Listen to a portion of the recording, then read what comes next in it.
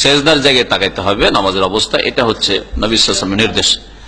আর তারপরে যখন এতে থাকবে তাশাহুদে বসবেন, আসবে সামনে আলোচনায়, তাশাহুদে যখন আঙ্গুল হেলাবেন, আঙ্গুলটার দিকে নবী সাল্লাল্লাহু আলাইহি ওয়াসাল্লাম তাকিয়েছেন, ওই সময় শুধু তাশাহুদের সময়। এই দুটো বিষয় জেনে নেন। আর তারপরে আর একটা বিষয় জানেন, যেটা ওই ভাই জিজ্ঞেস করছেন, যে অনেকে নামাজ পড়ে আর আকাশের দিকে তাকায়। নবী সাল্লাল্লাহু আলাইহি ওয়াসাল্লাম এই ক্ষেত্রে কিন্তু শক্ত বাণী উচ্চারণ করেছেন। বলছেন ওই সব লোকেরা যারা আকাশের দিকে তাকায়, তারা কি ভয় করে না যে তাদের চক্ষু আল্লাহ পাক ছিনিয়ে নেবেন? তাদের চক্ষু আল্লাহ পাক ছিনিয়ে নেবেন। এটা যদি আকাশের দিকে তাকায়, সেই ক্ষেত্রে নবী সাল্লাল্লাহু আলাইহি ওয়াসাল্লামের শক্ত বাণী রয়েছে। আর যারা ডানে বামে তাকায়, এদিক ওদিক তাকায়, ওদের সম্পর্কে জিজ্ঞাসা করা হলে নবী সাল্লাল্লাহু আলাইহি ওয়াসাল্লামকে জিজ্ঞাসা, সুইল আনিল ইলতিফাতি ফিস সালাহ, নামাজের মধ্যে এদিক ওদিক তাকানো সম্পর্কে জিজ্ঞাসা করা হয়, তখন নবী সাল্লাল্লাহু আলাইহি ওয়াসাল্লাম বলেন, হুয়া ইখতিলাসুন ইয়াখতালিসুহু শাইতানু মিন সালাতিল আবদি।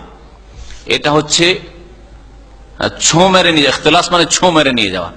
হ্যাঁ, ছোঁ মেরে আপনি যাচ্ছেন রাস্তা দিয়ে আর হাত থেকে ছোঁ মেরে মোবাইল নিয়ে গেল, আজকাল যেমন হচ্ছে। হ্যাঁ, এখানে হ্যাঁ, তো এই যে ছোঁ মেরে নিয়ে যাওয়া ছিনতাই করে, নবী সাল্লাল্লাহু আলাইহি ওয়াসাল্লাম বলছেন যে এটা হচ্ছে কি, নামাজে এদিক ওদিক তাকানোটা হচ্ছে শয়তানের ছোঁ মেরে নিয়ে যাওয়া বা শয়তানের ছিনতাই। ইয়াখতালিসুহু শাইতান, শয়তান ছিনতাই করে মিন সালাতিল আবদে, বান্দার নামাজকে। ওই নামাজটা হতে দিতে চায় না, সেই জন্য ছিনতাই করে নিয়ে যায়। তাহলে যেই ব্যক্তি এদিক ওদিক তাকায়, তার নামাজ শয়তানে ছিনিয়ে নিয়ে যায়, ওর নামাজ ওইভাবে হয় না। সুতরাং সাবধান হবে এই ক্ষেত্রে। জি, নবী করিম সাল্লাল্লাহু আলাইহি ওয়াসাল্লাম নামাজের জন্য বিশেষ কোন অবস্থা তৈরি করতেন, যা নামাজের আগে হইতো না, এরকম করতেন না। নামাজের আগে যদি পাগড়ি পরে থাকতেন, তাহলে নামাজের অবস্থাতে পাগড়ি পরতেন। আর নামাজের অবস্থাতে, নামাজের আগে পাগড়ি ছিল না, আর আসলেন আর নামাজের সময় পাগড়িটা বাঁধলেন, তারপর নামাজ শুরু করলেন, কোনো প্রমাণ নেই। সুতরাং আমাদের দেশের এক শ্রেণীর ইমাম সাহেবদের তরিকা আসলো, মুসাল্লায় মেহরাবে আসলো, আর আসার পরে পাগড়িটা কষলো, আর তারপরে নামাজ শুরু করলো, আর মনে করে যে 70 গুণ বেশি নেকি পাবে। জাল কথা এটি হাদিস মওযু, জাল কথা বানানো। আর 70 গুণ কেন, 1 গুণও ফজিলত বেশি নাই। তবে যত সুন্দর পোশাক পরবে তত ভালো। কোরআনের হুকুম, আল্লাহ বলছেন, ইয়া বানি আদম খুযু যিনাতাকুম ইনদা কুল্লি মসজিদ, হে আদম সন্তান, তোমরা প্রত্যেক মসজিদে যাওয়ার সময় তোমাদের জিনত গ্রহণ করো। জিনত মানে ভালো সাজ, যেটা সবচেয়ে ভালো জামা, ভালো কাপড়, পরিষ্কার পরিচ্ছন্ন, ওইটা পরার চেষ্টা করবেন মসজিদে। কারণ দেখেন, আপনারা ডিউটিতে কেউ কিন্তু ময়লা কাপড় পরে আসেন না, আর লুঙ্গি পরে তো যেতেই পারবেন না। হ্যাঁ, আর আল্লাহ পাকের সামনে শুধু লুঙ্গি পরে না, ওই লুঙ্গি, যেই লুঙ্গি পরে সারা রাত ঘেমেছেন আর গন্ধ ছড়াচ্ছে, ওই লুঙ্গি পরে ফজরে হাজির। লুঙ্গি পরে যাওয়া দোষ নাই, কিন্তু ওই লুঙ্গি পরে যান যে লুঙ্গিটাতে ঘাম হয়েছে, ময়লা লেগে আছে, যে লুঙ্গিটাতে রাত্রে শুয়েছিলেন, ওইটাই না। আল্লাহ পাকের কাছে দোয়া করলে ভালো মন্দ তকদিরের পরিবর্তন হয়, হ্যাঁ হইতে পারে।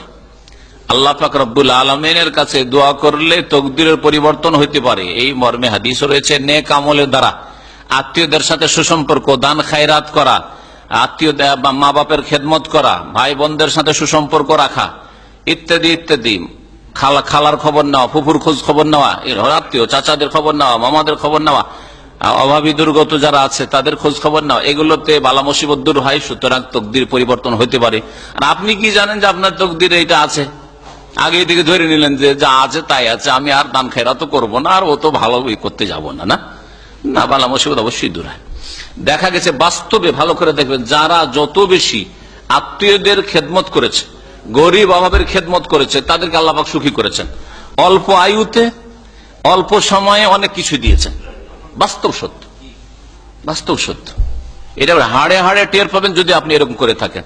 দেখা যায় যে আপনার ছোট ভাই নতুন বিয়ে করে আলাদা হয়ে গেল, আপনার সমান জমি নিয়ে, আপনার সমানটা নিয়ে চলে গেল। আপনার 5টা 7টা 8টা ছেলে হয়ে গেছে, কিন্তু সবগুলি ভাইকে মানুষ করেছে, বোনগুলি বিয়ে সাজিয়ে দিয়েছেন। লোকে তো ভাবছে যে আপনি গরিব হয়ে গেলেন। দেখবেন আপনার ছেলে মেয়েরা সুখী হবে, আর ও অতটা সুখী হইতে পারবে না। কত এরকম ঘটনা বাস্তব, নাম ধরে বলবো না, কিন্তু আমাদের আপনজন আত্মীয় স্বজনদের মধ্যে অনেকে এরকম আছে, যে যখন জুদা হয়, যখন সেপারেট হয়, তখন দেখা যায় আরে এর 7টা 8টা ছেলে মেয়ে, আর নিয়ে অতটাই জমি পেল, আর ইয়ে তো স্বামী মিয়া বিবি মাত্র বিয়ে করেছে, আর বিয়ে করার পরে আলাদা হয়ে গেল, 1 পয়সা সংসারে লাগালো না, ও তো বাবু বড় ভাইয়ের খেয়ে দিয়ে, হোটেলে খেয়ে দিয়ে মানুষ হয়ে চলে গেল। দেখা গেল যে এখন অশান্তিতে ভুগছে ওই ছোট ভাই, হ্যাঁ, আর ইয়ে আলহামদুলিল্লাহ খুব আরামে আছে, বরকতের শেষে নেই।